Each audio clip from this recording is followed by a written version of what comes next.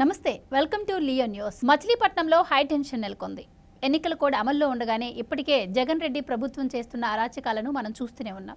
అయితే తాజాగా మచిలీపట్నం చిలకలపూడిలో మంత్రి అయినటువంటి పేర్ని నాని అక్కడ సీసీటీవీ ఫుటేజ్ను అలాగే పోలీస్ స్టేషన్లో ఉన్నటువంటి ఫర్నిచర్ను ధ్వంసం చేయడం అక్కడ కలకలం రేపుతోంది. అసలు ఆయన పోలీస్ స్టేషన్కి ఎందుకు వెళ్లారు, అక్కడ ఎస్ఐపై ఎందుకు దురుసుగా ప్రవర్తించారు, అలాగే సీసీటీవీ ఫుటేజ్ను ధ్వంసం చేయడానికి గల కారణాలు ఏంటి, ఇవన్నీ తెలుసుకునే ప్రయత్నం చేద్దాం. మనతో ఉన్నారు senior political journalist doctor Durga Vadlamani గారు. నమస్కారం అండి. నమస్తే.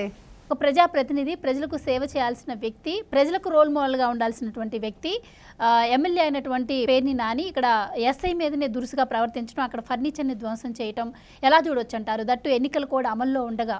అమ్మా, ఎన్నికల కోడ్ ఎవరి కోసం ఉంది? ప్రతిపక్షాల కోసం ఉంది, అధికార పక్షానికి లేదు. ఇక్కడ మనం చూస్తుంటే మీకు ఆంధ్రప్రదేశ్లో ప్రతిరోజు ఏదో ఒకటి జరుగుతోంది. అది కూడా ఎవరి వల్ల?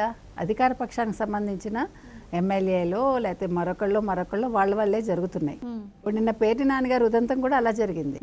అసలు ఎక్కడో చిలకలపూడిలో ఏదో ఒక జాతరలో జరిగిన ఒక చిన్న సంఘటన, అది వైసీపీకి తెలుగుదేశం కార్యకర్తలకి మధ్య జరిగిన దానికి వాళ్ళు తెలుగుదేశం వాళ్ళు వెళ్ళి కంప్లైంట్ చేశారు వాళ్ళ కార్యకర్తలను కొడితే. అందులో తప్పే ఉంది? న్యాయం కోసం వాళ్ళు స్టేషన్కి వెళ్ళారు. వెళ్తే వాళ్ళు కేసు నమోదు చేశారు వైసీపీ కార్యకర్తల మీద. దాని మీద ఇవాళ పేర్ని నాని ఆయన మిగతా కార్యకర్తలను తీసుకుని వైసీపీ కార్యకర్తలను తీసుకుని వచ్చి ఆ బందర్ ఎస్ఐని కొట్టి తర్వాత అక్కడ ఫర్నిచర్ ధ్వంసం చేసి సీసీ ఫుటేజ్ లేకుండా చేసి ఆయన అసలు ప్రజాప్రతినిధా ఒక గూండానా? మనం ఆలోచించాల్సింది అది.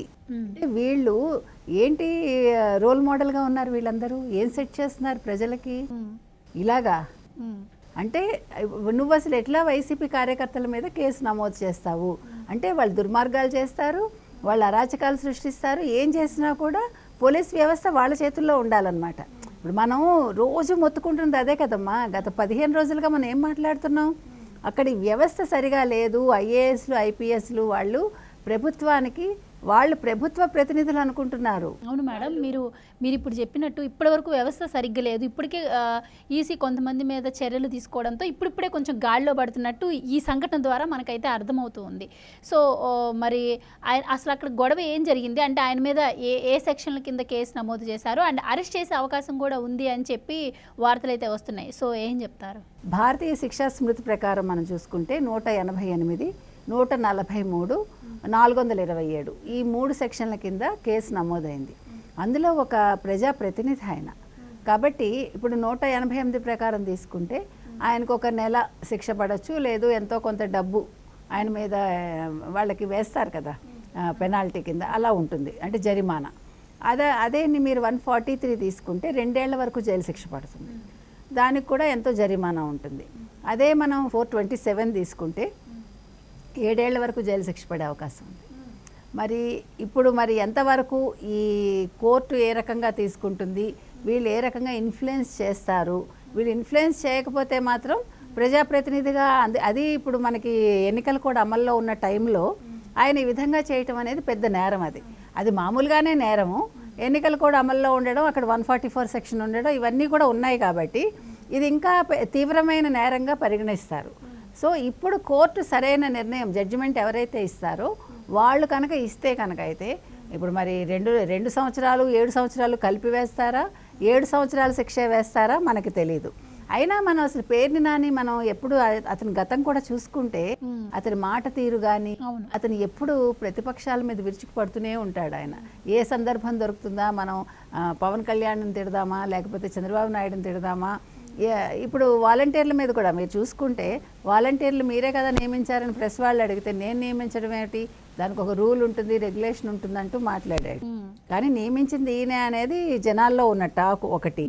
రెండోది ఇప్పుడు ఈ వాలంటీర్ల వ్యవస్థని రద్దు చేయమంటున్నాడు, వాళ్ళకి గాలం వేస్తున్నారు చంద్రబాబు నాయుడు, వాళ్ళకి 10,000 ఇస్తామని చెప్పి అని నిన్నటికి నిన్న ఆయన 10,000 అనగానే దాని మీద పడి ఏడుస్తున్నాడు ఆయన.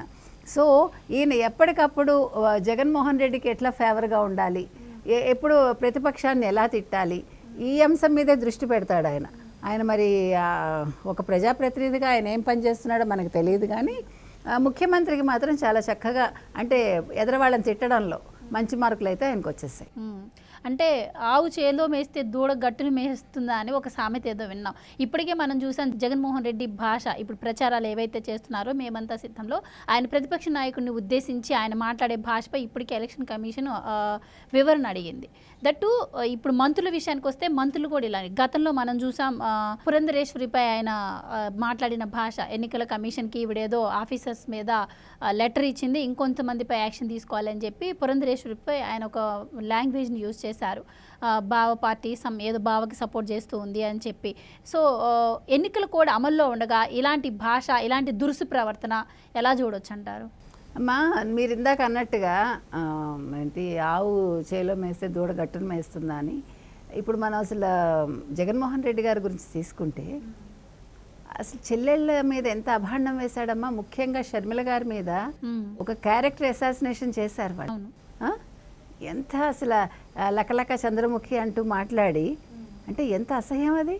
ఒక చెల్లెల్ని ఏ అన్నగారైనా ఎంత కోపం ఉండని, కుటుంబంలో ఎన్ని కక్షలు ఉండని, ఒక ఆడపిల్లని ఎవరైనా అలా తిడతారా? మరి అటువంటి వ్యక్తి దగ్గర నుంచి మీరు ఏం ఆశిస్తున్నారు?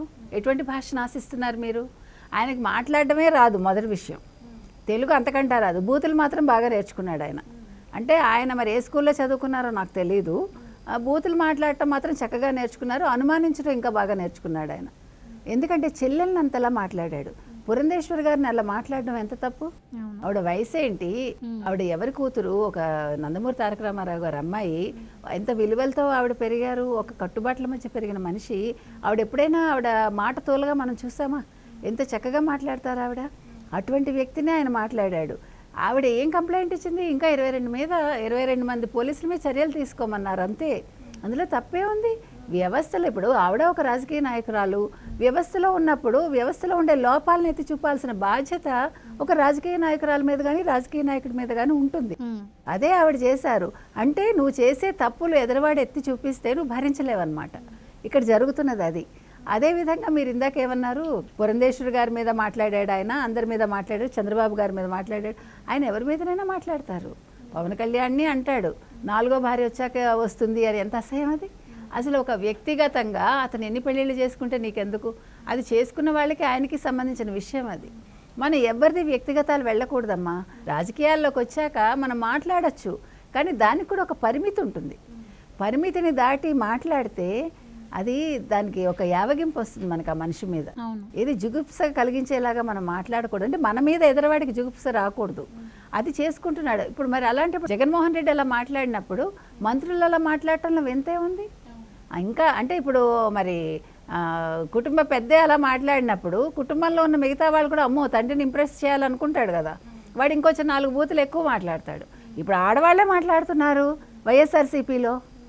ఒక రోజా వీళ్ళందరూ ఏం మాట్లాడుతున్నారు? ఏం భాష మాట్లాడుతున్నారు? సిగ్గుచేటు కదా అది. ఒక ఆడవాళ్ళు అయ్యుండి వాళ్ళు అలా మాట్లాడుతున్నారు, ఇంకా మగవాళ్ళు ఏ స్థాయిలో మాట్లాడతారో మీరే నిర్ణయించండి.